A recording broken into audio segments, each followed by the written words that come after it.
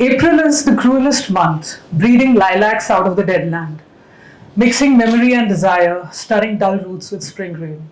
So that was T.S. Eliot writing way back in his poem, The Wasteland, which came out in 1922, right after the First World War. He was ironically praising the season of April, the month of April, as the season of renewal, rebirth, regeneration. But basically, he was attempting an intelligent indictment of the First World War and the harsh reality that it was, the amount of spiritual and moral barrenness that it brought in the human landscape. So that was, of course, T.S. Eliot, the way back in the former part of the 20th century. Come to the present times, the contemporary times, the 21st century. Can we say things have changed? Can we say the nightmare of war has left human society? I believe the answer to these rhetorical questions of mine is an unequivocal and emphatic no. We are still a war-ridden society rather than a society which has got rid of wars. There's warfare everywhere. At one point of time, weapons were created to fight wars, and now we are manufacturing, we are creating wars to sell our weapons. This is the harsh reality of the postmodern existence. And we can see that people who do not know each other are massacred for the sheer profit of the ones who know each other but do not massacre each other. So that is indeed a lamentable slice of reality that we are living out right now.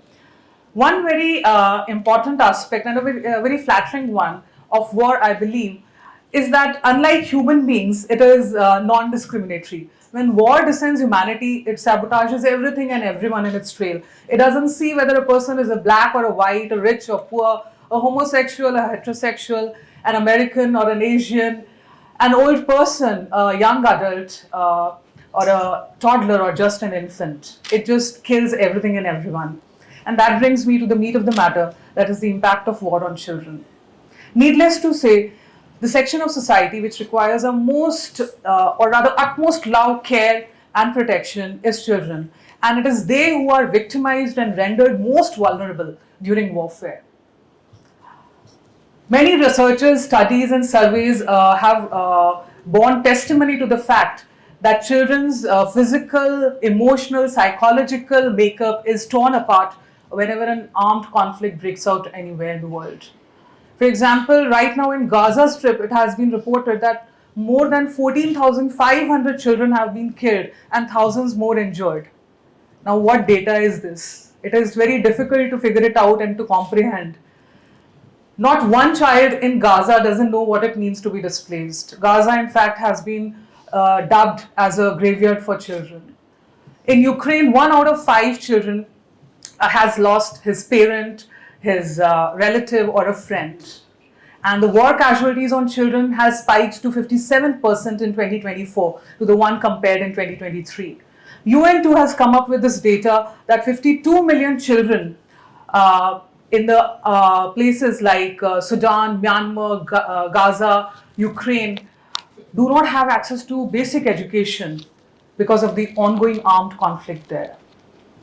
Of course, apart from these being totally effaced from the human landscape by the stroke of death, we have certain psychological impacts also, which are rather disturbing to see. Like we have this post-traumatic stress disorder in children, and they suffer from moderate to severe bouts of depression. There are anxiety patterns, anxiety disorders, insomnia, bedwetting, panic attacks, nightmares, streaks of violent and aggressive behaviors also that we can witness in them. Another impact of warfare on children, of course, is the trafficking of children. And apart from direct sexual abuse, many places, at many instances, it's been seen that even the armed forces, they physically and sexually abuse the children. They are raped and they are thrown into prostitution. They are used as spies, servants, and used as forced labor, leading to illegal practice of child labor. Further, of course, the tearing of moral fabric. What happens when you don't have the canopy of parents over you? You become an immoral person. There are rare people who turn into heroes, survival being the only key. Children turn depraved and immoral, indulging in petty thefts, commonplace acts of violence, beggary. Further, of course, familial and cultural dislocation severing from their community, from their family.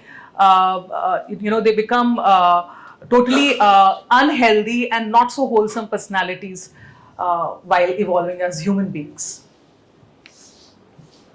Now, I have curated some slides, some pictures, which I'd like to call vignettes of anguish and resilience, or rather a forced resilience, an induced resilience, so that these are your takeaways from this little endeavor of mine, and which make us wary, which make us cautious to be never party to any kind of ideological or behavioral advocacy or propagation of warfare, the miasma of violence, genocide, devastation that wars entail. So this is, of course, I hope you can see, this is taken after the atomic bomb. This picture, it was taken after the atomic bombing of Hiroshima and Nagasaki during the Second World War. And this picture is very iconic, very legendary, and it is named as the Standing Boy of Nagasaki. He's a 10-year-old little boy holding the corpse of his little brother packed on his back. And he's at the threshold of the crematorium, we can see, and he's waiting for his turn that the little corpse will be taken off. It's actually a burden. What an emotional burden he must be actually carrying, this little boy, that it will be taken off and be put to ashes. I have goosebumps speaking about this picture, forget describing it. So this is, of course, the boy standing of Nagasaki. This is another iconic picture. It is named The Terror of War, and it was taken during the Vietnam War. And the little naked girl that we can see is the Napalm girl. And we can see hysterically and literally children are driven to the streets during warfare. And however, more than the agony and the anguish of the children, I'm moved in a very unsettling manner by the apathy of the soldiers who are around these little children. And it reminds me of this amazing poem by Auden, W.H. Auden, the great English poet, Visit de Vyas, wherein he talks about human apathy in the face of human suffering. They just seem to be hovering around the children as if it's just business for them as usual. This, of course, is a very recent picture from Ukraine, a little girl sitting atop the rubble of her house. And we can look at the bearing, which speaks volumes about the inner seething desperation that she must be going through. A sense of denial permeates her whole outer bearing. This is a Palestinian woman. She is holding the corpse of her little niece, dead niece. And this again is, when she should have been cuddling her, she is actually holding the corpse of her niece in her hands.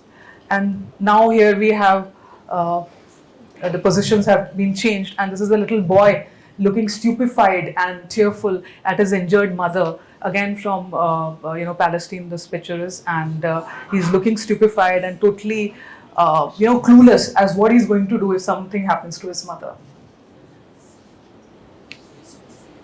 This, of course, is from our very own Northeast, where the communal conflict has recently broken out, and these are children. These are displaced children in a camp right now. So these are the vignettes of anguish, of hopelessness, of trauma. I believe, apart from the direct impact that war or any armed conflict exerts on children, it also, in a very far-reaching, subtle, subconscious, penetrating manner, teaches our children that to kill is okay. And that is why we have these random acts of violence across the world, which we hear of these days. This, of course, is Will Connick, and he happened to kill his school teacher.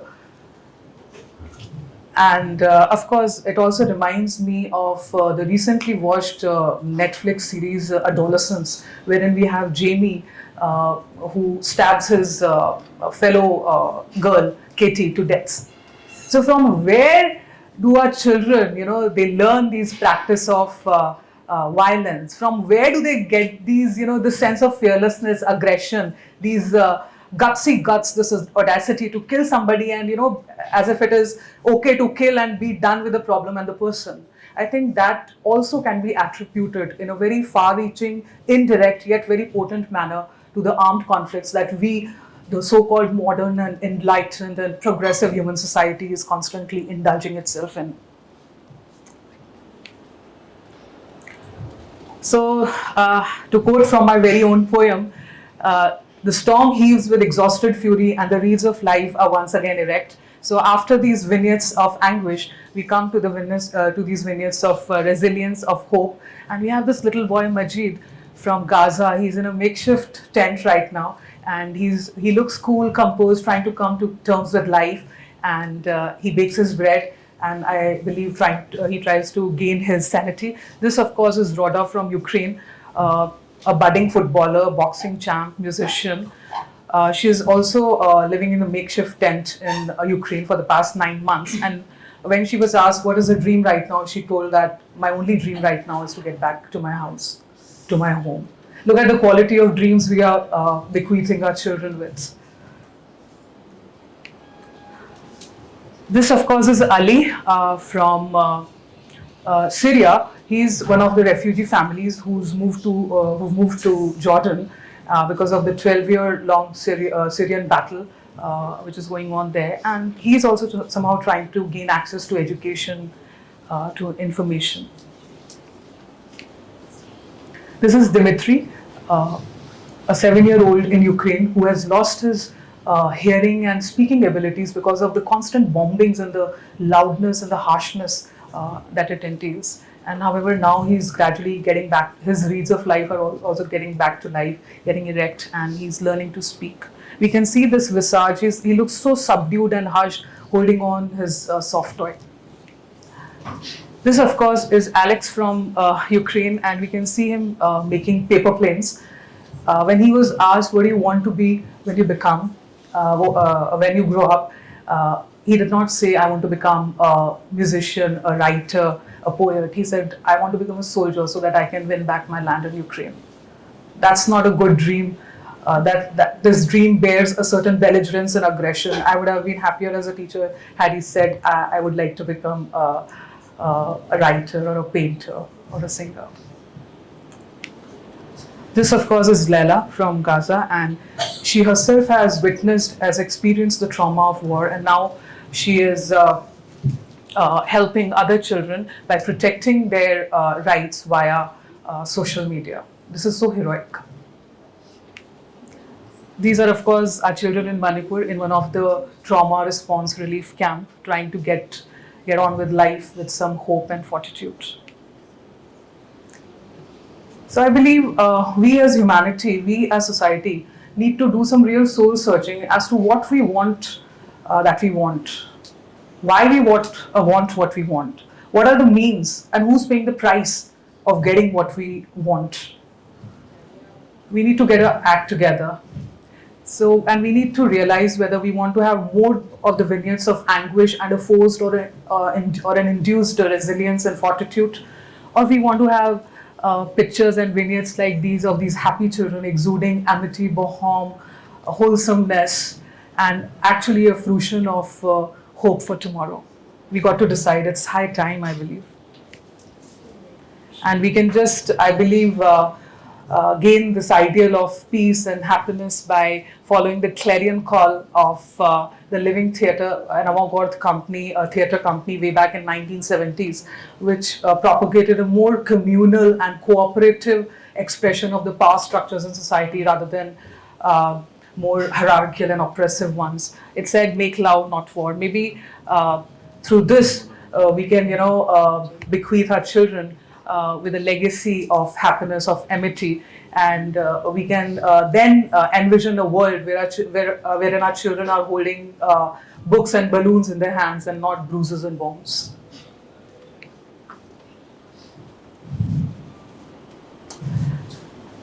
I leave you with this amazing hit of 1980s, which was sung by various musicians. And we as students during our school days in St. Patrick's would sing this in a group song competition. And it's a beautiful, lovely song evoking an atmosphere of peace, happiness, satisfaction, true contentment for everyone. It holds a lot of relevance today also, I believe. there comes a time when we heed a certain call.